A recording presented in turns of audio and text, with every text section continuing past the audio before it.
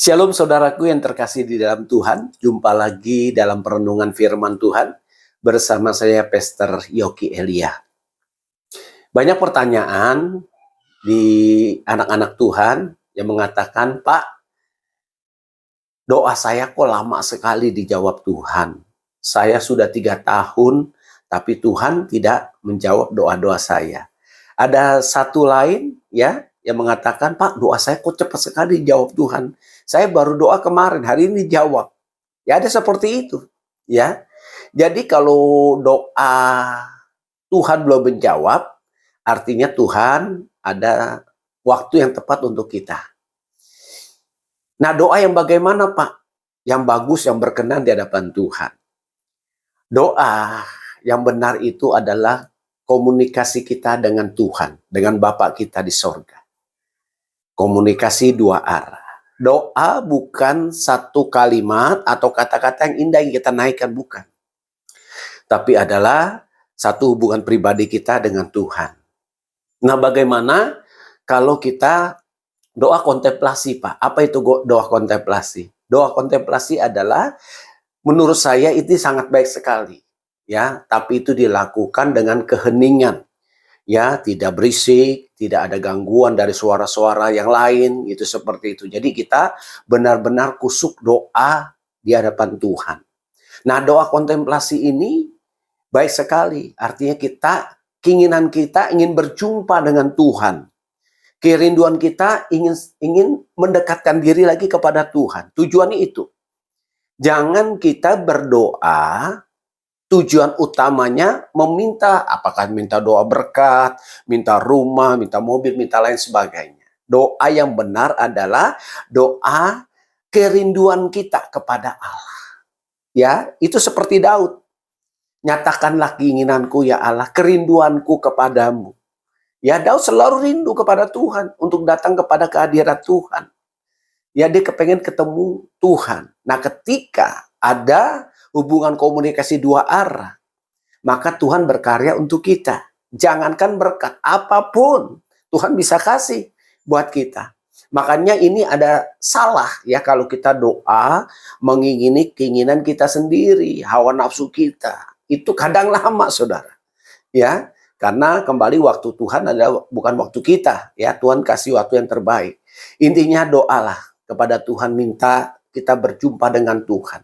Minta kehadirannya hingga kita benar-benar merasakan hadirat Tuhan.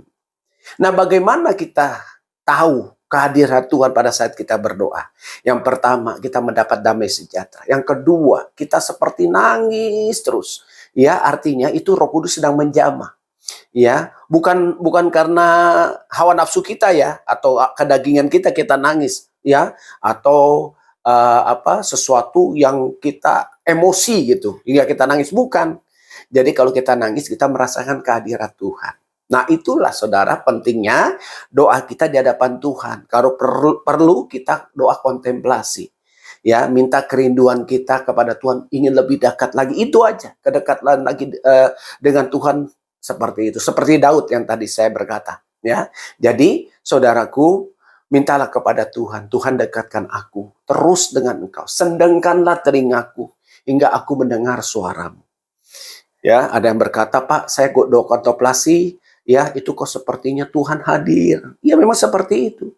Dan saya mencium bau seperti kembang gitu ya. Maksudnya ya seperti kembang mawar saron. Nah, itulah kehadiran Tuhan. Ya, bukan kembang-kembang yang lain ya. Harus bisa dibedakan kehadiran Tuhan, wanginya Tuhan dengan wanginya dari kuasa yang lain. Ya, harus dibedakan. Ya, jangan nanti bau kembang saudara bilang itu hadirat Tuhan, bukan. Ya, baunya nanti saudara tahu sendiri ya dengan dikasih hikmat kepada Tuhan. Oh, ini Tuhan hadir. Kalau Tuhan hadir di dalam doa kita nggak tahan, saudara. Ya, karena kemuliaan itu besar sekali, sinar kemuliaan itu besar kepada kita. Ya, dalam firman Tuhan Mazmur 24 ayat 3 sampai 5 mengatakan seperti ini. Ini Daud loh, saudara. Siapakah yang boleh naik ke atas gunung Tuhan? Siapakah yang boleh berdiri di tempatnya yang kudus? Orang yang bersih tangannya dan murni hatinya, yang tidak menyerahkan dirinya kepada penipuan dan yang tidak bersumpah palsu. Dialah yang akan menerima berkat dari Tuhan dan keadilan dari Allah yang menyelamatkan dia. Ya, saya ulangi di ayat keempat. Orang yang bersih tangannya dan murni hatinya. Kalau kita bersih tangannya artinya kita tidak berbuat curang, ya, kita tidak berbuat dosa, ya, dengan tangan kita. Terus hati kita dimurnikan, dibersihkan, tidak boleh ada kecewa, kepahitan. Kalau ada kecewa, saudara doa itu saudara mentok. Saudara tidak akan bisa berdoa. Ya, saudara seperti dibawa ke sana kemari, tidak berfokus kepada Tuhan.